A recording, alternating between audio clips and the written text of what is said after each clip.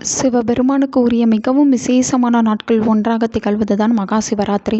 மகா சிவராத்திரி நாளன்று அனைத்து சிவாலயங்களும் 4 கால பூஜைகள் என்பது இரவு முழுவதும் நடைபெறும்.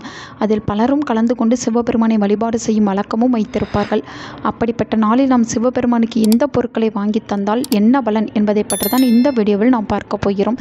எந்த ஒரு தெய்வமாக இருந்தாலும் அந்த தெய்வத்திற்கு அபிஷேகத்திற்காகவும் அலங்காரத்திற்காகவும் பலவிதமான பொருட்களை வாங்கி தரும் வழக்கத்தை நாம் வைத்திருப்போம்.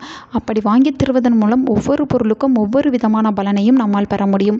அந்த வகையில் சிவபெருமானுக்கு நாம் அபிஷேகத்திற்காகவும் அலங்காரத்திற்காகவும் பலவிதமான பொருட்களை வாங்கி தருவோம். அப்படி வாங்கி தருவதன் மூலம் என்னென்ன பலன் உண்டாகும் என்பதை பார்க்கலாம்.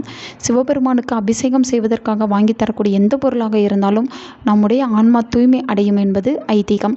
அதாவது அபிஷேகத்திற்காக பால், தயிர், மஞ்சள், திருமஞ்சனம், இளநீர், தேன் போன்ற எதை நாம் வாங்கி கொடுத்தாலும் அபிஷேகத்திற்காக வாங்கி கொடுத்தோம் என்றால் நம்முடைய ஆன்மா தூய்மை அடையும்.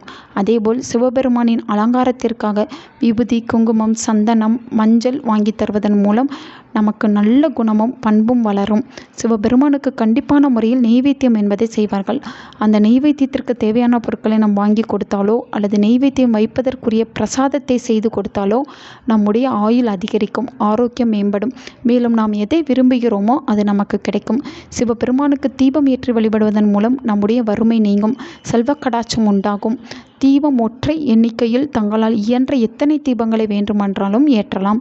சிவபெருமானுக்கு சுத்தமான பசுனை, நல்லெண்ணெய் இதை வாங்கி தருவதன் மூலம் அறிவு வளம் அதிகரிக்கும், ஞானம் பெருகும். படிக்கின்ற பிள்ளைகள் படிப்பில் சிறந்து விளங்குவார்கள். ஆலயத்திற்கு வரும் பக்தர்களுக்கு தங்களால் இயன்ற எண்ணிக்கையில் தாம்பூலத்தை தானமாக தருவதன் மூலம் இந்த உலகில் இருக்கக்கூடிய அனைத்து விதமான இன்பங்களையும் பெற்று திருப்திகரமான வாழ்க்கையை வாழ முடியும். இவை அனைத்தையும் வாங்கி தர வேண்டும் என்ற எந்த ஒரு நிபந்தனையும் இல்லை. நம்முடைய தேவைகள் என்னவோ, நமக்கு எது வேண்டுமோ அதற்கேற்றாற்போல் பொருட்களை நம்மால் இயன்றளவு முழு மனதோடு வாங்கி தருவதன் மூலம் நாம் நினைத்தது நமக்கு கிடைக்கும், நல்லதே நடக்கும். உங்கள் நண்பர்களுக்கும் உங்கள் உறவினர்களுக்கும் இந்த வீடியோவை ஷேர் பண்ணுங்கள். அவங்களும் இதை பற்றி தெரிஞ்சுக்கிடட்டும். ஆன்மீகம் டிவி தமிழ் சேனலை சப்ஸ்கிரைப் பண்ணுங்கள்.